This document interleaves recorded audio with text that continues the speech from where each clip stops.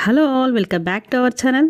ఇవాల్టి వీడియోలో మామిడి పళ్ళతో చేసుకునే మరో యమ్మీ రెసిపీని నేను మీతో షేర్ చేసుకోబోతున్నాను. సమ్మర్ స్పెషల్ రెసిపీస్గా మామిడి పళ్ళతో రకరకాల రెసిపీస్ అయితే నేను మీతో షేర్ చేసుకున్నాను కదండి. మీరు కానీ మన ఛానల్ని ఫస్ట్ టైం చూస్తున్నట్లయితే ఒక్కసారి ఛానల్లోకి వెళ్ళి విజిట్ చేయండి. మరి ఆల్మోస్ట్ మామిడి పళ్ళ సీజన్ అయితే అయిపోవచ్చింది కదండి. మరైతే ఈ మామిడి పళ్ళ సీజన్ అయిపోయేలోపు తప్పకుండా ట్రై చేయాల్సిన రెసిపీస్లో ఈ మ్యాంగో కేక్ ఒకటి. ఈ మ్యాంగో కేక్ అయితే మైదా ఎగ్స్ లేకుండా సూజీతో చేసుకోబోతున్నాము. మరి ఈ మ్యాంగో కేక్ ఎలా తయారు చేయాలో చూసేద్దాం పదండి. ఫస్ట్ అయితే మామిడి పండును ఒకటి తీసుకొని పైన మొత్తం కూడా పీల్ చేసేసుకొని చిన్న చిన్న పీసెస్గా కట్ చేసుకోవాలి. ఇలా కట్ చేసుకున్న పీసెస్ని పక్కన పెట్టేసుకుందాము. తర్వాత ఒక మిక్సీ జార్లో 1 కప్పు బొంబాయి రవ్వ తీసుకోవాలి. సూజీ అంటారు కదండి, బొంబాయి రవ్వ. మెజరింగ్ కప్లో 1 కప్పుకి బొంబాయి రవ్వ తీసుకుంటున్నాను. తర్వాత 1/2 కప్పు కన్నా కొద్దిగా తక్కువ పంచదార తీసుకుంటున్నాను. మామిడి పండుని తీపిని బట్టి పంచదార అడ్జస్ట్ చేసుకోవచ్చు. తర్వాత 2 టేబుల్ స్పూన్స్ కస్టర్డ్ పౌడర్ వేసుకోవాలి. ఇప్పుడు ఇదంతా బాగా స్మూత్గా గ్రైండ్ చేసుకోవాలి. ఇక్కడ మనం తీసుకున్న సూజీ రవ్వ బాగా మెత్తగా పౌడర్లా అయిపోవాలన్నమాట. సో మధ్య మధ్యలో ఆపుతూ బాగా పౌడర్ అయ్యేంత వరకు కూడా గ్రైండ్ చేసుకోవాలి. ఇక్కడ చూస్తున్నారు కదా, మ్యాక్సిమం స్మూత్గా గ్రైండ్ అయిపోయింది. మనం ఇది స్మూత్గా గ్రైండ్ చేసుకుంటేనే కేక్ కూడా మంచి టెక్స్చర్ అయితే వస్తుంది. ఇలా స్మూత్గా గ్రైండ్ చేసుకున్న పౌడర్ని ఒక బౌల్లోకి తీసేసుకుందాము. తర్వాత ఇదే మిక్సీ జార్లో కట్ చేసి పెట్టుకున్న మామిడి పళ్ళు ముక్కల్ని 1 కప్పు తీసుకుంటున్నాను. అలాగే 1/2 కప్పు కాచి చల్లార్చిన పాలు. ఈ మొత్తం కూడా స్మూత్ పేస్ట్ అయ్యేంత వరకు కూడా గ్రైండ్ చేసుకోవాలి. ఇలా స్మూత్గా గ్రైండ్ చేసుకున్న మామిడి పండు గుజ్జును కూడా ఈ బౌల్లోకి తీసేసుకుందాము. తర్వాత 1/4 కప్పు ఎటువంటి ఫ్లేవర్ లేని ఆయిల్ పోసుకోవాలి. ఇంక ఇదంతా బాగా కలిసేలాగా విస్కర్తో కలిపేసుకోవాలి. ఎక్కడ ఉండలు లేకుండా స్మూత్గా ఇలాగా మొత్తం కూడా కలిసేలా కలుపుకోవాలి.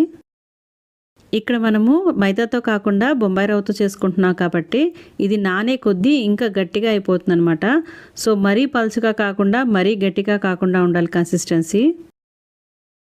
ఇక్కడ చూడటానికి కొద్దిగా జారుగా అనిపిస్తుంది, కానీ మనం కాసేపు నానబెడతాం కాబట్టి పిండిని ఇంకా గట్టిగా అయిపోతుంది అనమాట. ఇలా మొత్తం అంతా కూడా కలిసేలా కలుపుకున్న తర్వాత మూత పెట్టి ఒక అరగంట వరకు రెస్ట్ ఇచ్చేసేయాలి. ఒక ½ అన్ అవర్ తర్వాత ఏ మౌల్డ్తో అయితే పోసుకోబోతున్నామో సో ఆ మౌల్డ్లో ఇలా బటర్ పేపర్ అరేంజ్ చేసేసుకోవాలి. ఒక ½ అన్ అవర్ తర్వాత చూడండి, పిండి చక్కగా నానిపోయి కొద్దిగా థిక్ అయింది. మీకు కానీ మరీ థిక్గా అనిపిస్తే కొద్దిగా పాలు యాడ్ చేసుకోవచ్చు. నాకైతే ఇక్కడ కన్సిస్టెన్సీ కరెక్ట్గానే సరిపోయింది. తర్వాత ఇందులో 1 టీ స్పూను బేకింగ్ పౌడర్, అలాగే 1/2 స్పూను బేకింగ్ సోడా, ఇంకా ఒక చిటికెడు ఉప్పు కూడా వేసుకోవాలి. ఇదంతా కూడా కలిసేలాగా కలిపేసుకోవాలి. మీకు కానీ మరి ఈ స్టేజ్లో థిక్గా అనిపిస్తే కొద్దిగా పాలు యాడ్ చేసుకొని కలుపుకోండి. ఇక్కడ బ్యాటర్ కన్సిస్టెన్సీ చూడండి, ఈ మాత్రం ఉండాలన్నమాట. ఇలా మొత్తం కూడా కలిపేసుకున్న తర్వాత ఇందాక ప్రిపేర్ చేసి పెట్టుకున్న మౌల్డ్లో పోసేసుకోవటమే. ఇంకా మౌల్డ్లో ఎప్పుడు కూడా ఫుల్గా నింపేయకూడదండి. ఒక 1/2 వంతు వరకు పోర్షన్ కొద్ది గ్యాప్ అయితే ఇవ్వాలి. ఇలా మొత్తం పోసేసుకున్న తర్వాత అన్ని వైపులా ఈవెన్గా స్ప్రెడ్ చేసేసుకోవాలి. పైన అంతా కూడా నీట్గా ఇలా స్ప్రెడ్ చేసుకోవాలి. తర్వాత ఒక 2 to 3 టైమ్స్ ఇలా ట్యాప్ చేసుకుంటే లోపల బబుల్స్ ఏమన్నా ఉంటే రిలీజ్ అయిపోతుంది అనమాట. ఇంకా పైన గార్నిషింగ్ అన్నట్టు నేను కట్ చేసి పెట్టుకున్న కాజు ఇంకా బాదంని గార్నిష్ చేసుకున్నాను. ఈ గార్నిష్ అనేది మీ విష్ అనమాట. మీకు నచ్చిన డ్రై ఫ్రూట్స్ ఏదన్నా కూడా యాడ్ చేసుకోవచ్చు. అంతేనండి, పైన మొత్తం కూడా ఇలా గార్నిష్ చేసేసుకొని ఇంకా మనం దీన్ని బేక్ చేసుకోబోతున్నాము. ఇక్కడ నేనైతే ఓటీజీలో కుక్ చేసుకుంటున్నానండి. సో 180 degreesలో 10 minutes ప్రీ హీట్ చేసుకున్న తర్వాత 35 to 45 minutes వరకు బేక్ చేసి తీసుకోవాలి. ఒక 30 minutes తర్వాత ఒకసారి చెక్ చేసుకుంటే ఉడికిందో లేదో మనకు తెలిసిపోతుంది. ఇలా టూత్ పిక్ గుచ్చి తీసామంటే నీట్గా వస్తే కేక్ చక్కగా ఉడికిపోయినట్టు అనమాట.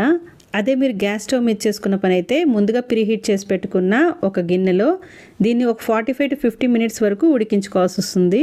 ఇలా టూత్ పిక్ గుచ్చి చూసి ఉడికిందో లేదో చూసుకున్న తర్వాత దీన్ని వెంటనే డీమోల్డ్ అయితే చేయకూడదండి, కొద్దిగా చల్లారనివ్వాలి. ఇక్కడ ఒక ½ అన్ అవర్ కేక్ అయితే కంప్లీట్గా చల్లారిపోయింది. ఇంకా దీన్ని మనము డీమోల్డ్ చేసుకోవడమే. ఇది పూర్తిగా చల్లారిన తర్వాతే పీసెస్గా కట్ చేసుకోవాలండి, అది గుర్తుపెట్టుకోవాలి. అంతేనండి, మ్యాంగో కేక్ అయితే రెడీ అయిపోయింది.